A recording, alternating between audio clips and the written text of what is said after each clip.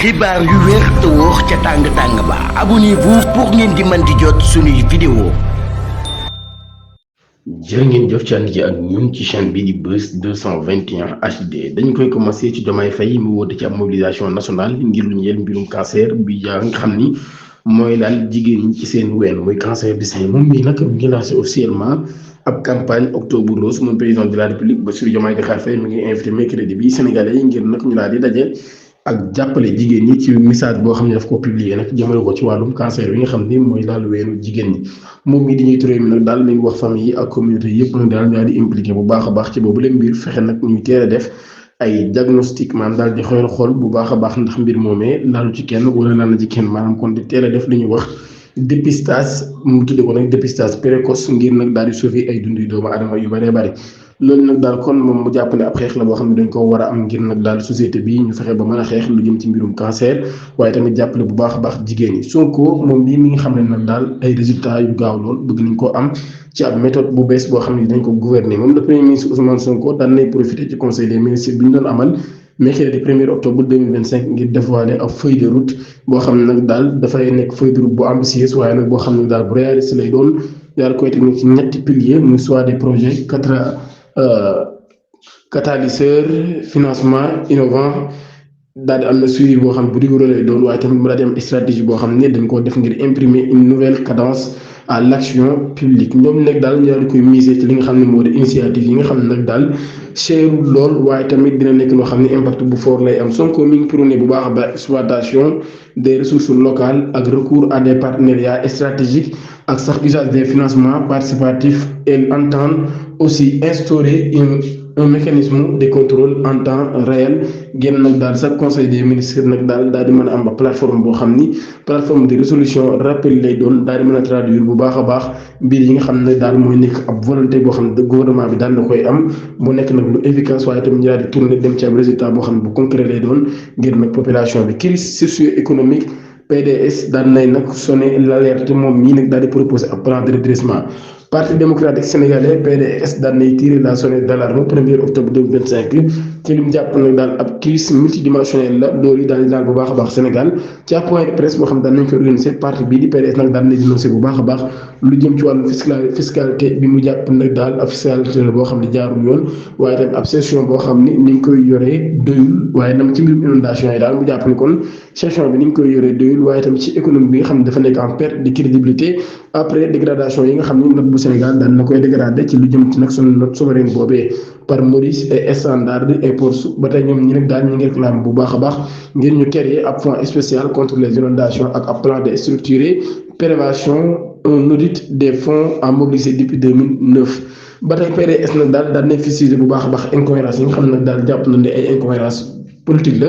te gouvernement bi daal koy teg ñuy accuser nag daal bu baax a baax ni dañoo yokk dund gi bu baax a baax waaye tamit nag daal dañoo daal nag faire baisser la dette publique sur les menaces vulnérables maanaam daal kon boor yi nga xam ne dañ koo am nag dañ koo jël daal koy gàll nag ñi nga xam ni ñooy nit ñi nga xam ne seen loxo jotul seen ginnaaw ñu ngi fàttali nag daal li nga xam ne Abdoulaye Wade daan na ko fi bàyyi woon comme doon na bu bokk nag ci daal ci li nga xam ni moo di vision bi Karim Wade amoon lu jëm ci port de Ndayane boobu ba tey nag daal ñoom ñu ngi fàttali ab mobilisation nationale boo xam dañ ko war def ngir renforcer la cohésion sociale ak défendre la démocratie waaye nag daal ba tey ñoom ñii ñu ngi exiger nag libération des détenus politiques maanaam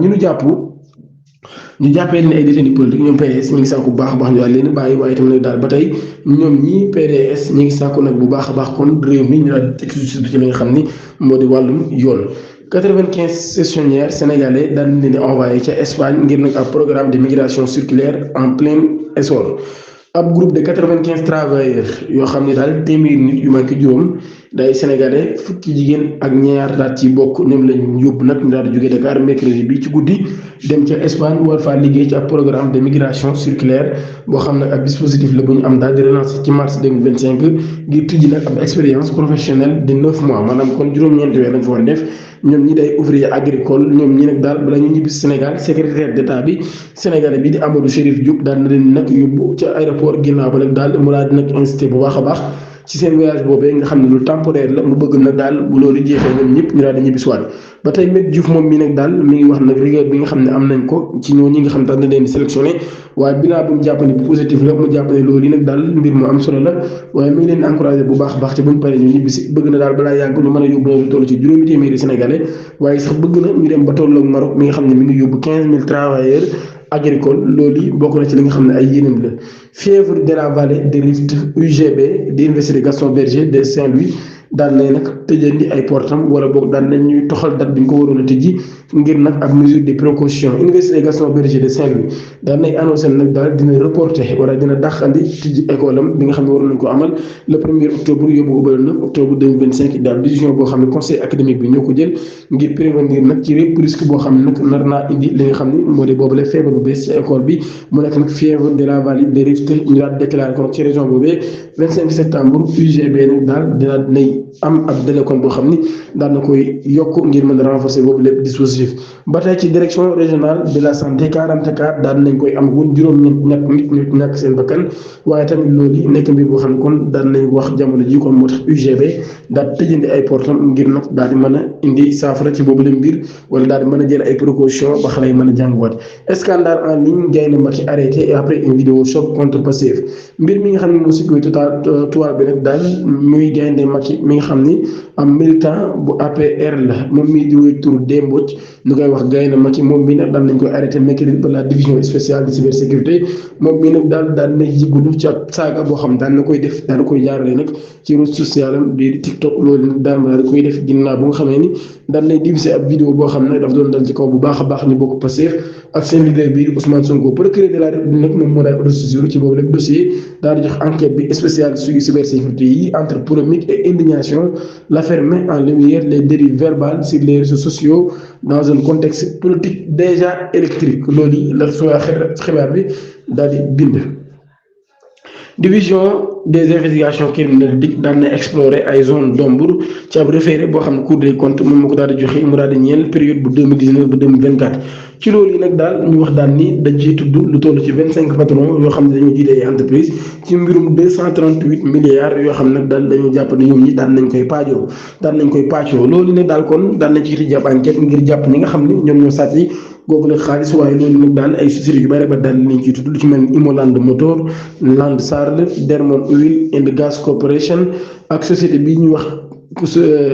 Immobilier Ovaes ak société d'intermédiation immobilière Soremin bi man daal kon tudd nañ ci ay turu société yu bëree bëri yoon nag daal na ci di jàpp enquête ngir xam mbir moomee fan la wane ñu mujjee ki gëtam Ngoné Saliou ginnaaw kàddu mi këtti woon daañu koy def ci kaw Macky Sall ak njabootam loolu nag daal di métti pël yu bëree bëri ba tax ñoom ñi ñu daal di jóg daal koy porter plainte